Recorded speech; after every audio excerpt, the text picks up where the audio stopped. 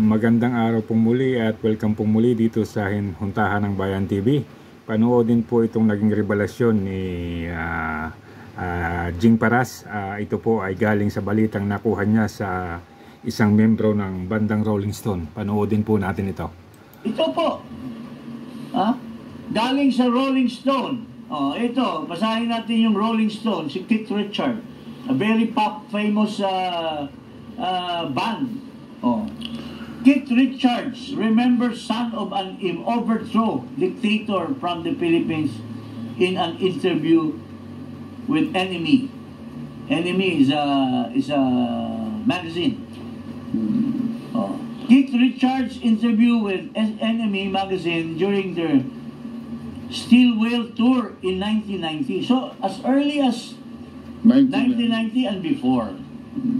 Well, remember when we had this homecoming tour in England sometime in 1978 or 79. There was this young kid who is the son of a president of the Philippines. Sino ba bang ibang president of the Philippines na mayaman, nag-travel sa Liverpool, sa ibang parte ng England? He hung around with us for 2 months, riding with our tour, bus and plane, staying in hotels and acting like a roadie. He provided us kilos and kilos of cocaine, expensive alcohol and other drugs for free to be with us. But then his father got wind of his partying ways with us, and one day he was forcibly taken by some government agents during our concert in Manchester and flown immediately back to his country. That was the last time we heard of him, until we heard that his father was overthrown by a peaceful revolution in 18. Yung mga tao na walang kinalaman sa ating politika, disinterested party, nagsasalita. Hindi ka lang user, kundi supplier pa. So yan po ang naging pahayag ni Mr. Jing Paras at saka ng kanyang partner. Ito po ay base doon sa lumabas sa interview naman doon sa miyembro ng Rolling Stone na si Keith Richards. So dito po maliwanag na sinasabi nung band member o band singer na si Keith Richards, early 1990s and 78, 79, may involvement na si Bongbong Marcos sa droga. At hindi lang siya user, kundi nagsusupply pa. So ito po, kung ating susunsunin yung kanyang mga yung kanyang mga sinasabi, medyo madugo po talaga ito at mukhang kapanipaniwala. Samantalang doon sa panig ni Bongbong Marcos, kung atin pong matatandaan, lumabas po kasi yung issue na yan unang-una nung kampanya niya ng pagiging presidente, kung saan may nagsiwalat na siya ay may involvement sa drugs. And then later on nga lumabas yung dokumento ng PIDEA na nanggaling sa vlog naman ni Maharlika, na kung saan yung operation sanang gagawin para sa kanya at saka kay Miss Maricel Soriano na di umano ay pinigil naman ni Paquito Ochoa na dating sekretary ni Benigno Aquino. So sa madalit sabi po, yung pagkaka-involve ni Bongbong Marcos sa droga ay talagang may history na. At kung ating titingnan base sa mga sinabi nung miyembro ng banda, mula 1990s hanggang sa kasalukuyan, yung involvement niya sa droga ay nandoon pa rin. So kumbaga lumabas man yung nung lumabas yung PDEA na dokumento na nagsasangkot sa kanya sa droga, may mga pangyayari ng nakaraan na mayroong nakakaalam na siya ay involved sa droga. At ito ang revelasyon ng membro ng banda na ito ay isang napakalaking dagok na naman sa kanya.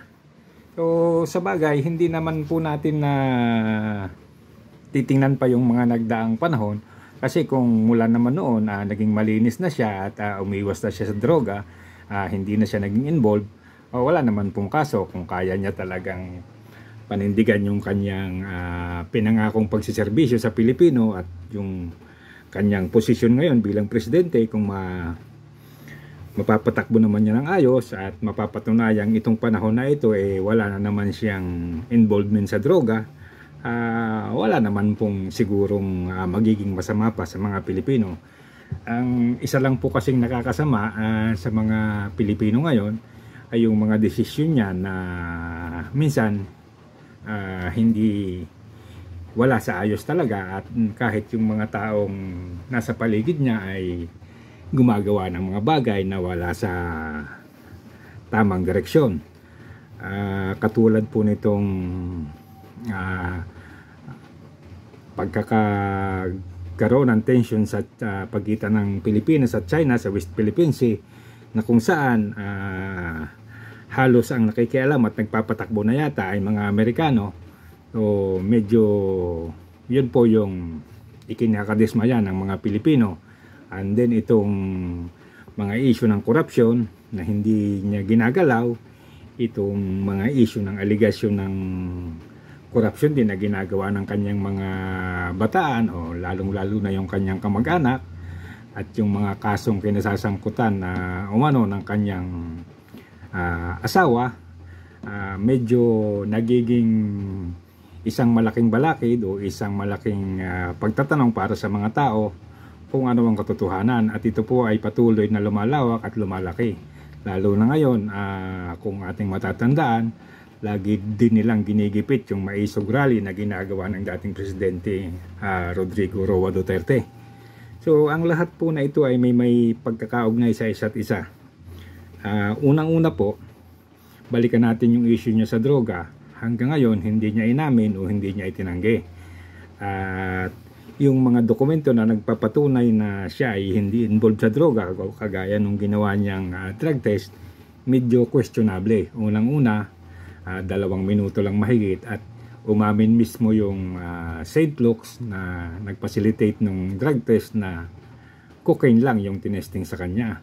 Hanggang sa nauwi doon sa biruan na pag magpapadrug test pala, pwede kang mamili. At kung ayaw mo nang ipadrug test yung ibang klase ng droga, wala silang magagawa kasi ikaw ang pasyente, ikaw ang masusunod. So,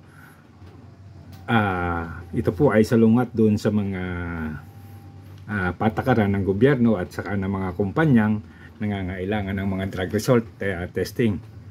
So, base po dito ngayon, kinakailangan na po talagang gumalaw ng administrasyon at ng kanyang mga advisor. Kailangan na talaga ni Bongbong Marcos na sumailalim sa isang lehitimong drug test at ipatunayan na hindi siya involved sa droga. Ito po ay sigurado magiging isang malaking issue na naman, at magkakaroon na naman ito ng panibagong reaksyon sa mga Pilipino. So kung po pwede nga lang sana na utusan si BBM na sumailalim na siya kaagad sa drug test para ipakitang hindi totoo ang lahat, mas makakabuti po sa atin. Pero sa tinatakbo po ng sitwasyon, mukhang malayo sa isipan niya na gawin ito, at ang napupuna po natin, sari-saring issue ang lumalabas na pinipilit pagtakpan ito. Pero ang lahat po ay bumabalik lang sa kanya. Ang lahat po ng isyong isinasambulat nila ay bumabalik sa kanya, at nakakaawa, o sabihin nating parang kapag may problema ang admin, na may patungkol sa kanyang pamamahala o sa kanyang mga sinasabi, ay parang nag-iisa siya at yung kanyang mga kaalyado ay nananahimik lang sa likuran. So hanggang dito na lamang po muna mga kaibigan, at mag-komento na lang po kayo at paki-like and subscribe na lamang po muli. Maraming salamat po.